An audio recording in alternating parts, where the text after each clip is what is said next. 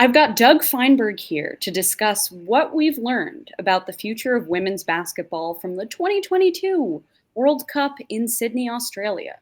The Locked On Women's Basketball podcast starts now.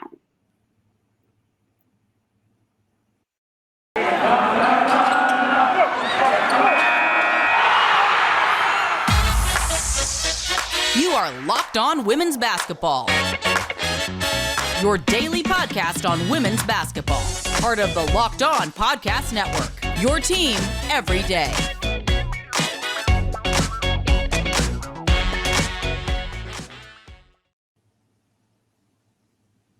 Hello, everyone, and welcome. You are Locked On Women's Basketball. I am Jackie Powell. I'm one of your Friday hosts this fall.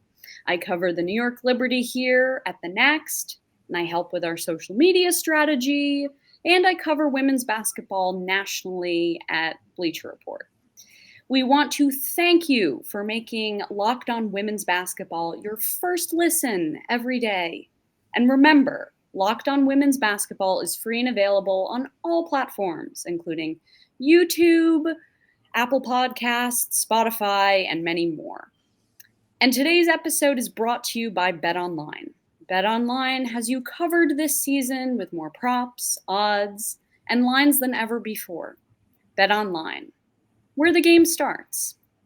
So on today's show, we're going to be talking about the 2022 World Cup and what made it different, what major issues we saw arise from it, and how the 2022 World Cup informs us on what the women's basketball or the pro women's basketball calendar looks like in the future. And it looks like it's going to change. And so here I have on with me Doug Feinberg of the Associated Press. He was there live in Sydney, Australia, for the 2-week extravaganza, which was the 2022 World Cup. So, Doug, my first question for you is, you've covered many World Cups. What made this one different from all those that you've covered before? Well, Jackie, thanks for having me. What made it different? I guess the biggest thing I noticed was they've actually put more resources and such into the Women's World Cup, which I think made it a better experience for everybody, the fans, the players, the coaches, the media. They had cool intros for the quarterfinals on, having the smoke machines and players running out through the tunnel, which I thought was pretty cool. They had a fan fest outside, which I hadn't seen before, which I thought was pretty neat. So that they made just a better experience for everyone off the court. On the court, it was. I wouldn't say it was the best basketball I've seen. There were a lot of not competitive games, unfortunately. We can get to that later on, the rest factor, and I think players were tired, and that affected a lot of things. But it was a great experience, and the crowd was awesome. For most of the games, they had the biggest attendance ever for a World Cup, and that's playing with 4 less games than they've played in the past. With only 12 teams competing in this, or maybe it's 12 teams, so probably more than 4 games. My math is a little off still on Australia time, so to speak. But it definitely was one of the better World Cups I've been involved in the last since 2010. So I guess it was my 4th World Cup. Yeah, that math I got right. So 4th World Cup is the best I've been a part of. I love that. Yes, we will talk about the concept of rest later in the show as one of those quote-unquote problems that we saw arise. But I could even tell from just watching, if it was the ESPN Plus or the ESPN stream or some of those YouTube streams, that these crowds were really engaged. And so again, this whole concept of no one watches women's basketball or no one cares, that's a myth in the United States, but that's also a myth around the world. Yeah, they had, as I said, I think it was 145,000 fans for the entire tournament. They had a sellout of just about 16,000 for the gold medal game. The best game of the tournament for fans, and it was competitive and it was exciting, was actually the China-Australia semifinal game, where you had 12,000, 13,000 fans there. But the first time I've ever experienced at a World Cup, and honestly in many basketball games, it was basically a 50-50 split. There was just constant noise, cheering, no matter what happened on the court. So that to me was cool. Like, it was loud, it was exciting, the players got into it. It was just a fun atmosphere because you had fans who were cheering for both teams. So it wasn't like one-sided fandom, which you see obviously a lot of games in the US or other places, the Olympics, where there's one dominant fan base and they sort of overshadow everybody else. This was really 50-50. The Chinese fans really showed out for their team, who obviously had a great run to the silver medal, and obviously the Australian fans were there cheering their home team. So it really made for an unbelievably incredible atmosphere that I'm not going to forget anytime soon. Man, I did not stay up and watch that one, but I woke up and I saw what happened, and I was like, "Oh gosh, I need to watch this game," because of what the unstoppable force Han Shu was able to do in that game. Which brings me to my next question, which we will talk about USAB in a moment, but I first wanted to know, what international players impressed you the most? And who do you think really will make a splash in the eyes of WNBA talent evaluators? I mean, the one you mentioned, Han Shu, was incredible for the entire tournament until the gold medal game when the U.S. did what the U.S. does. But I mean, she had low post moves, she had 3-pointers, she had everything, and she had the crowd eating out of the palm of her hand. I mean, had MVP chance for her. Han was just awesome. I mean, it's what every Liberty fan dreams Han can be. Han did in that tournament, and she was great. She was seeing her smile all the time. She was just an awesome player, and was really, really someone I was impressed with. I mean, the whole Chinese team was really impressive the entire tournament. But Han really had a special run for the 8 games they played. It was so funny because what I would do is, if I missed the games, I would watch the press conferences. And so to see Sandy Brondello sort of do her little shtick where she says, I coached that player, and, I'm glad that they played so well, but why did she have to play so well against us? I'm sure in the moment it hurts so much, but I just wonder if Sandy thinks, wow, like if this is what Han can do at the World Cup, imagine what she could do in a Liberty uniform, years ahead, really. Yeah, I mean, the biggest thing Han needs to still do is put on about probably 10 to 15 pounds of muscle to make her able to play the WNBA. I mean, listen, the U.S. game when she was able to get pushed around by Asia, Brionna, that makes a difference. So the international game is more finesse and more outside, and there wasn't the other big bodies to cause her issue from most of the other teams. But she showed great flashes that we saw this season for her in New York, where she comes in, she came off the bench for China and was like, basically she played the second quarter, Lee played the first quarter, and then you see what happens for the second half. But she definitely showed great flashes of brilliance, and I think Liberty fans should be very excited for her future, because again, she's very young, so it's not like she's like a 28-year-old veteran where, okay, you know what she's going to do. So she definitely has a very bright future for her in the WNBA and internationally for China. I'll never forget when Sandy said that Olaf, her husband and assistant coach on the Liberty and assistant coach on the Opals, was working with her doing similar drills that he had done with BG, and she said, oh, Han was picking them up quicker than even BG did. So we'll have to see. And on the USA side, I'm curious what you thought of this team and its vibes. You were with them in Tokyo. I mean, I know that was a night and day experience, I'm sure, because of COVID protocols. And now here you are with them in 2022 in Sydney. What was the difference in how this team felt? The result was the same, a gold. Well, I think you mentioned something important, Jackie. I mean, with COVID in Tokyo last year, no one had a good time because you couldn't do anything. So they were basically locked in the hotel for 2 weeks, and that takes a mental strain on anybody. So in previous Olympics I've been to, players are out and about. They're going to other events. They're doing things that they should enjoy that basically would be something where they can sit there and enjoy the Olympics. In Tokyo, all they could do was basically just sit there and sit in the hotel room. Here in Australia, they had a chance to actually do other things. So it actually made it a little better for them, I think, to have the ability to walk around the Sydney Olympic Park and do things that are important to having good mental health. The vibe of the team, I mean, they're young. There are so many new faces on the team, fresh faces, that makes a difference where they actually can enjoy themselves and get to know the experience and be part of USA basketball, which is important for them. They just liked each other. I mean, everyone seemed to have a good time. They enjoyed each other's company. It was a defensive team more than ones in the past.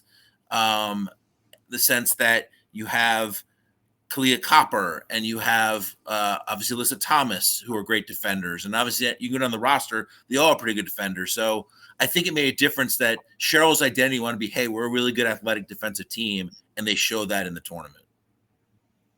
Yeah. I mean, I guess the youth that contributes definitely to the quote unquote vibes, and having beautiful Australia in the background. It was quite remarkable how Cheryl, she took the pressure in stride. I mean, there was a lot of pressure on Cheryl Reeve this year, being the first-time head coach of USAB, and also trying to give Sylvia Fowles a season that she would remember. And obviously, since the Lynx didn't get a final playoff run for Sylvia Fowles, I'm sure she felt that pressure there as well. We are going to take our first break. We will come back and talk about some of the issues that not only USA basketball ran into, but all the international teams ran into during the World Cup. So I'm not really into sports betting, but I do see how important it is when you look at a sport and its growth and how fans are connecting to it and become more and more engaged. It's a tool that I believe will fuel women's basketball in the years to come. But anyway, let's talk about betonline.net, which is your number one source for football betting this fall. Find all the latest player developments, team matchups, news, podcasts, and in-depth articles on analysis on every game you can find. And as always, BetOnline remains your continued source for your sport wagering info, with live betting, up-to-minute scores for every sport out there. It's the fastest and easiest way to check on your favorite games and events, including MLB, MMA, boxing, golf, NFL, WNBA, even World Cup play. Head to betonline.net or use your mobile device to learn more. BetOnline, where the game starts. All right, we are back. Thank you again for making Locked On Women's Basketball your first listen every day. Now, before we move on to discuss some of the issues that maybe plagued some of the play at the World Cup, make sure you check out the ultimate men's pro basketball preview starting on October 10th. So I believe it's important that we specify who we are talking about here, as a pro basketball preview could be about Women's EuroLeague or Women's Euro Cup or even Team USA at the 3x3, which if you do want to read about Team USA competing at the 3x3, the U23 World Cup, I recommend reading Isabel Rodriguez's second edition of the Morning Post-Up on thenexthoops.com. She explains all you need to know, and she talks about how Lexi Hull is killing it at U23. But anyway, get ready for a 6th episode extravaganza to get you ready for the NBA season. Local team experts and the NBA insiders of the Locked On Podcast Network and Audacity all combining into one ultimate MNBA preview. Starting on October 10th, search for Ultimate Pro Basketball Preview 2022 on your Audacity app, YouTube, or wherever you get your podcasts. All right. So, Doug, there was a moment that was absolutely fascinating. It happened in a postseason press conference. It was after Serbia came up a bit short against the Australian Opals. And you got to talk to Serbian head coach uh, Marina Malkovic. And she went on a couple of rants that were absolutely fascinating. So you were there in the room. Take me through what she said and what that was like and the emotion that you felt during this moment. Well, Jackie, I think you should also mention she's the Fenerbahce coach, I believe, Mhm. overseas. So she has more than just Serbia interests in mind. She coaches one of the top teams that has, I think, Brionna Stewart on it now for the overseas season. So just to give a little background of who she is, more than just the Serbian coach, she has a very, very good international team that she coaches in the Turkish league. Um, I forget what the impetus of it was. I think it might have been her opening statement or someone asked a question about it. But basically, she said that the players were tired because they've been playing year round and that it's really not good for anybody. And she didn't have a solution for it, but just thought, hey, we're not seeing the best of everybody. We're seeing a good tournament here, but you had WNBA players, and there were 27 that played in the World Cup, if my memory's not failing me right now. So there were 27 WNBA players who basically had little rest to no rest between the end of their season and the World Cup play, or they went to play for the national teams for practice getting up to the World Cup. There's just a little rest or no rest at all, and she wasn't a big fan of that. And she has players, and saw their fatigue, saw the fatigue on players across the tournament. So she just voiced her opinion that, hey, we got to do something different here because we're not getting the best out of everybody, and that's not good for anybody. So that's kind of what her point was, and it's a good point. I mean, listen, you had three three Aces players who won the WNBA title, who literally went to their parade, got on a flight that night, got off the plane. Chelsa Gray and Kelsey Plum got off a little earlier than Asia Wilson's flight was delayed, went there. I mean, I took that flight twice going back and forth. It's not a fun flight. It's 15 hours going down, 13 and a half hours going back. So there's that fatigue. And then they go play a game the next day. And that's not easy to do for anybody. And that's, I guess, the worst case scenario, that they had the parade and then came down.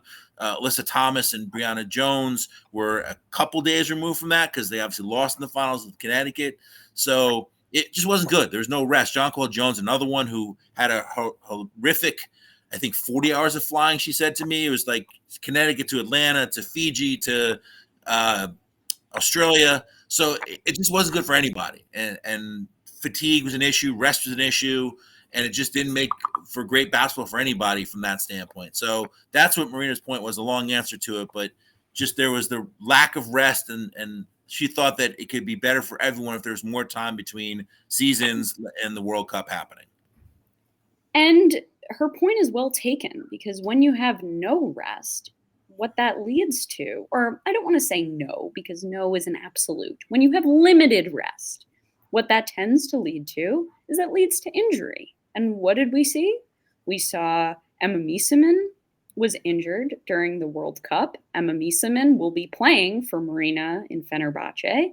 I'm not sure if Emma is going to be out for the first couple of months, because I know that Fenerbahce just signed Natasha Howard for, I believe it's a 2-month contract.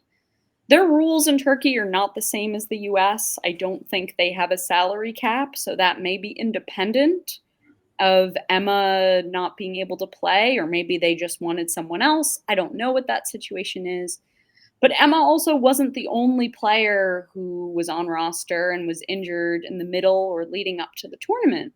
Marine Johannes, a guard for France. And France, that was definitely a team that was, people thought maybe should have been in the medal rounds, and they came up short.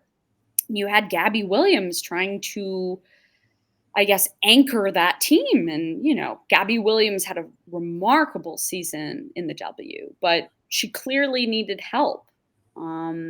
So when you have that limited rest, it leads to injury. And then, of course, you had Rebecca Allen, who was absolutely smushed and was injured once again. It seems like she can never get the favorable luck that she needs to have the type of play that she wants. And so, Doug, you were watching these players live. Did you feel like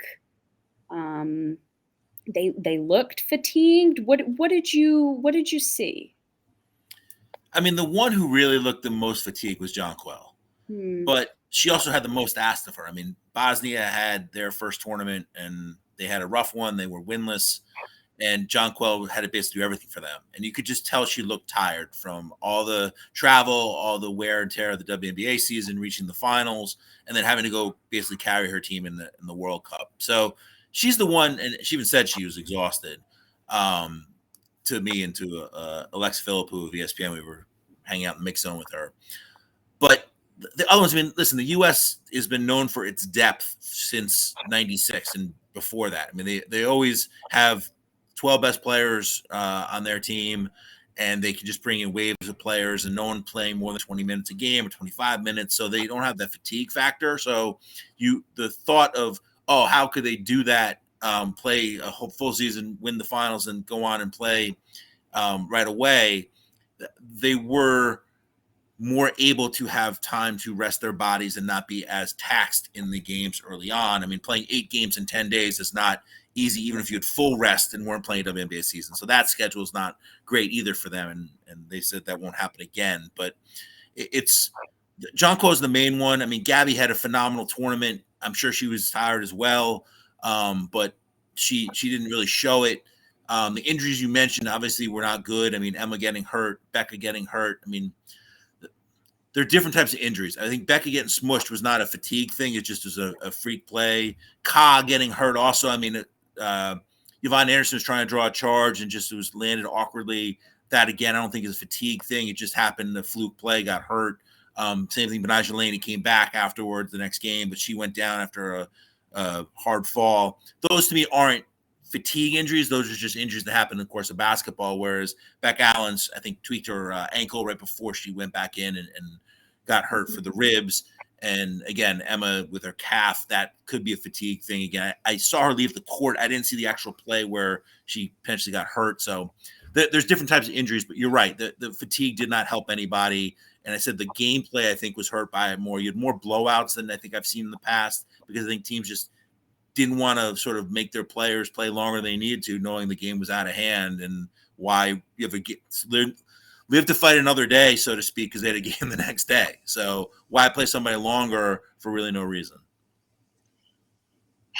Yeah, I mean, I just remember watching both of those comments from Marina, and you followed up and you said, well, what's the solution here? And as you said earlier, she didn't really have one. But what she did talk about is she said that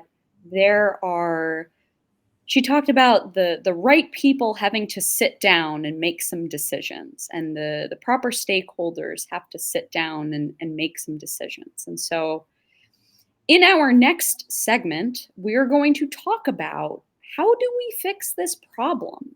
How do we ameliorate this issue with scheduling? And how potentially could things even continue to change in the future? So now let's shift to that third segment. So what I want to know is, I don't know if you saw it or if you remember it, but during Marina's rant, she gave such a dramatic eye roll when she mentioned the WNBA. How tight these schedules are, and it really annoys her. And she even talked about how, the WNBA is set to expand. And to a typical fan's ear, you think, WNBA expansion. No, that's not what she's talking about. She's talking about how the WNBA calendar and the schedule is going to expand. So I guess what I want to know from you, Doug, is why do these tensions exist, and why don't we see this on the men's side between FIBA and the international leagues and the U.S.? That's a good question. I mean, I think part of it is the NBA is so established that the best players in the world play in the NBA. So it's been around for 76 years now, I think, or 75, whatever season they're entering right now, which makes a difference. Whereas the W is only in, I think, its 27th year is coming up. So there's that just difference in age and how long leagues have been established. And around the world, I mean, listen, the World Cup, basically Secretary General said we've been around 70 years next year. The World Cup's its 70th anniversary, and there's nothing compares to that as far as length goes. So basically the season should begin and end with the World Cup, which in their mind makes sense. The foreign leagues, they pay more money. They've been around for a while. Some of them that, hey, it starts and ends with us. So everyone wants their little piece of the pie or their big piece of the pie. And I think it's tough to argue that the WNBA has the best players in women's basketball playing for them. I mean, around the world, it's more difficult to win a game, whether it's, no offense to Indiana, they were the weakest team this year. An Indiana-Vegas game as the best and worst team could be competitive on any given night. If they play 100 times, there are some games Indiana's going to win.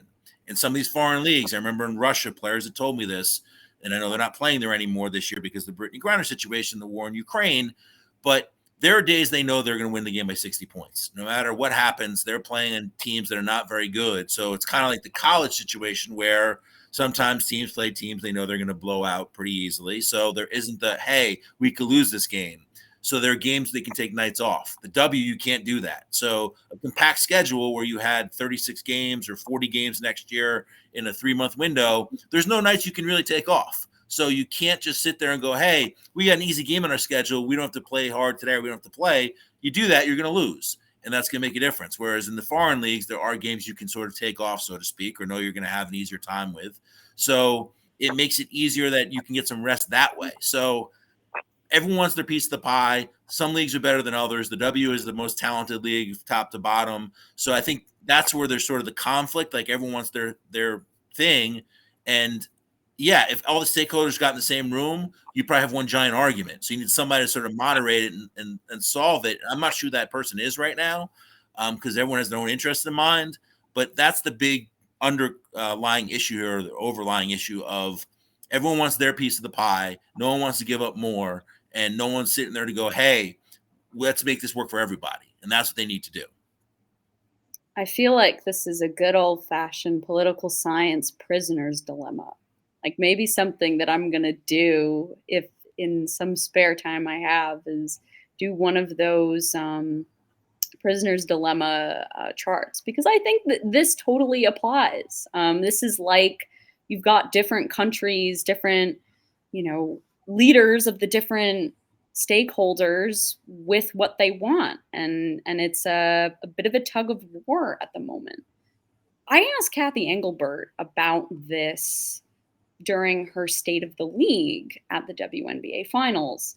And she wasn't really able to say much. All she sort of wanted to say was that, well, we shrunk our season to make sure that all of our players would be able to play in the World Cup. She seemed to communicate that she felt like the WNBA, they held up their share of the bargain. But it's like, we don't even know what everyone else is bargaining. It's like FIBA and the rest of the world, as you said, they can say, oh, well, we've been around the longest. The WNBA then can say, well, we have the most talent and we have the best players. And so I just wonder, how are these tensions addressed? And Howard, one of the hosts of the show and a good friend of both of ours, brought up a really fascinating potential solution. And I want to run it by you. I want to hear what you have to say and even think of potential solutions. I'm really curious about this. So Howard, and this was something that Howard spoke about on yesterday's show. He talked about the fact that For the gold medal game, there were under 500,000 people who watched that gold medal game in the United States at 2 a.m. Eastern, 11 p.m. Pacific, almost 500,000 people. So you think, oh, maybe there was some cross promotion during the WNBA Finals and the playoffs of the World Cup. Maybe that's why. I don't think there was any cross promotion. Yes, there was none.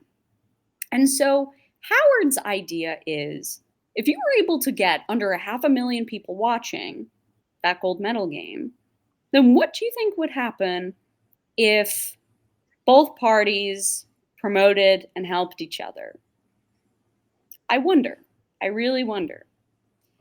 And what could happen is you see, and I think Howard compared this to the Women's World Cup of 2015 on the soccer side. And what you saw there is you saw Megan Rapinoe on The Simpsons, because Fox, of course, was airing the World Cup. You did that cross promotion. And so it's a really fascinating idea. And, imagine if FIBA is able to rake in more dollars from more people watching their product. So, Doug, is that a potential solution? And if not, what are some of your other thoughts? Well, Jackie, I mean, it's a help. I don't think that's a solution in the sense that cross-promoting gets more eyes on it, but it doesn't solve the issue of timing, which is the rest issue. I mean, getting more eyes on it is a great thing for everybody. Obviously, this was the most difficult World Cup to have eyes on because we were 14 hours ahead in Sydney. So it was 2 a.m, 3 a.m. that the gold medal games and the bronze medal games, semifinal games were on. So the timing wasn't good for anybody that way. And it was impressive that nearly 500,000 people were watching the gold medal game, because I was up there and it was 4 p.m. for me, and it was only 2 a.m. on the East Coast, which for you, which was not a fun, I'm sure, get up or stay awake or however else you did it. So Howard's idea is good, but I don't think it gets to the crux of the problem of how you fix the timing of it. I think for the world teams, and I'm putting a little bit of an educated guess here, think they're giving up windows in February for training when they normally have their seasons. So that's their give back in a sense of, hey, the W ends their season earlier. Well, we're giving up time in February for teams to work, for players to work with their national teams that we saw this past year when the U.S. had training in DC for the pre-World Cup qualifying tournaments. So I think that's their give back in their mind. If we're sort of, what are we giving here and there? We haven't mentioned prioritization, which obviously can be an issue for the WNBA this upcoming seasons and seasons to go on, that they think the W is taking more from them, the international teams and the leagues. So I'm not sure. I mean, the World Cup's aware of it. I mean, I asked the question at the FIBA Secretary General press conference about the rest in the tournament. I mean, playing 8 games in 10 days is not easy for anybody. Having no rest between the quarter, semis, and finals doesn't help anybody. Andreas said that they're not going to have that again. They're going to have a rest day built in that they used to have, I think, between the quarters and semis. So that gives it now 8 days, 8 games in 11 days. We're going back to 16 teams, which will add more time to this. If they can throw another rest day, and that would be good as well. But the overarching issue is when you have it. And I asked the question, I said, hey, are we locked in? He said, yes, it will be in September 2026, which we have the same problem where you have the WNBA season being right up against it. And the Olympics, they take that month-long break, which seems to work well in a sense for the Olympics. But again, you sort of lose some of the steam of the WNBA by having a month break in between the important part of their season. So I don't have a solution right now. I'll be honest. I mean, I can come up with ideas, but someone has to give, or everyone has to give a little something for this to work. And I'm not sure what the best way to do it is. I mean, maybe you could try doing it in the spring before the WNBA season. I think they used to do that in like April, maybe right after the Final Four is over. You have that April window before the W starts. That's when the foreign leagues are getting into their playoff tournaments, the EuroLeague, all that stuff's going on. So maybe you could push the WNBA season back a month and start the end of May, like Memorial Day weekend, start off the W as their kickoff weekend, which I think they've done a couple times. That move everything back, and maybe that works out. And again, a little give by the international leagues to make things end earlier. The W starts a little later. You have that window in there, sort of getting everyone excited for end of one season, beginning of another. Maybe that works. I'm not sure how thrilled the W League teams would be if potential injuries that could happen in the World Cup, although I think if there's more rest, as we've talked about, maybe that works. But that's just an idea. I mean, again, there's so many stakeholders here that with so many different interests for themselves, you need someone to step in and be the one to go, hey, we need to sort of get everyone on the same page here to make this calendar work. We're going to keep running players in the ground, and that's not good for anybody. Yeah, that's a great point, which brings me to one of the last points I wanted to hit on with you before we sign off and preview what tomorrow's podcast is going to be. And that point is, what would an ideal WNBA look like? When are the months when the WNBA should be on? And where potentially could it extend? I'll tell you what I've been thinking, and then I will ask your thoughts. I've thought about the fact that you want the WNBA to stretch from spring right through the fall. You don't want it to end sort of where we are now, where there's this dead period, this gap. You want it to potentially maybe run through early November. So you have the shortest quote unquote dead period that you can have. The league, I think, has done a better job at addressing that in the past few years, because you have this big free agency period, which that's what brings the eyes back onto the WNBA. And then once you've had that free agency period, then you pay attention to the end of the college seasons, the conference tournaments, then you have March Madness, and then poof, you're into the draft. But there's always been this dead period in like the fall to early winter that's really hard for the WNBA to navigate. So I'm curious, the league is going to expand to 40 games. What should the future of the WNBA calendar look like? Well, Jack, that's a good idea. I mean, if they can go a couple more weeks than they normally are, that's good for the W. Again, you have the international issue of teams starting their play, and people have to make choices, so to speak. Although once the new TV deal happens in a couple of years, maybe there's more money, or there will be more money thrown in the WNBA, so maybe less players have to go overseas, but that's a whole nother conversation. But to answer your question, I mean, I think going till the middle of October or late October at least is a good idea. I know there were issues. People complained about when the finals games were. They were on NFL Sundays. And again, that's a longer conversation, but I think you have to look at what they possibly could do.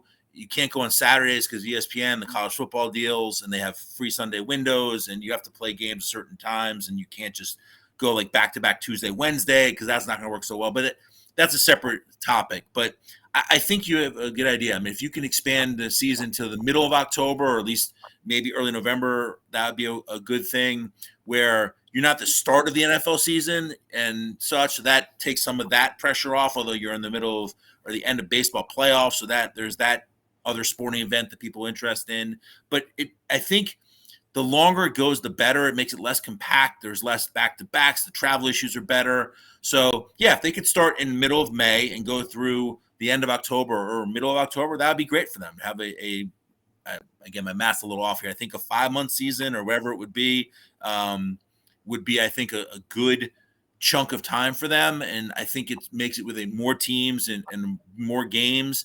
It's more spread out, which I think will help them. So, yeah, I think you have a good idea there of going to end of October, early November before college hoops kicks off, and it seamlessly goes one to the other. As sports writers, I'm not sure going straight through is the best idea for us because, you like to have a little bit of break between seasons and refresh your batteries and sort of think about, okay, we're going to turn the page to the new season. But that's a small thing. I think that's a good idea to potentially go from May till end of October, potentially for the WNBA season. Yeah, I mean, maybe a reason why those ratings were so good was because people were craving WNBA stars. I mean, as Howard said on yesterday's show, it was like A'ja Wilson brought crowds of people to Las Vegas. And so those crowds of people wanted to continue to watch A'ja Wilson turn on the World Cup gold medal game. Well, Doug, thank you so much for joining me for my first show this fall. And we want to thank all of you, the listeners, for making Locked On Women's Basketball your first listen every day. And so join us here tomorrow, where Hunter Cruz will be back for our WNBA draft themed show. He'll be looking at a potential lottery pick that y'all might not know a ton about yet, and that's JC Sheldon, a senior guard at Ohio State. Now make your second listen Locked On Fantasy Basketball, or Fantasy Men's Basketball. Josh Lloyd hosts the #1 daily fantasy men's basketball show on the planet. It's free and available wherever you get your podcasts. Thank you all, and have a wonderful rest of your Friday.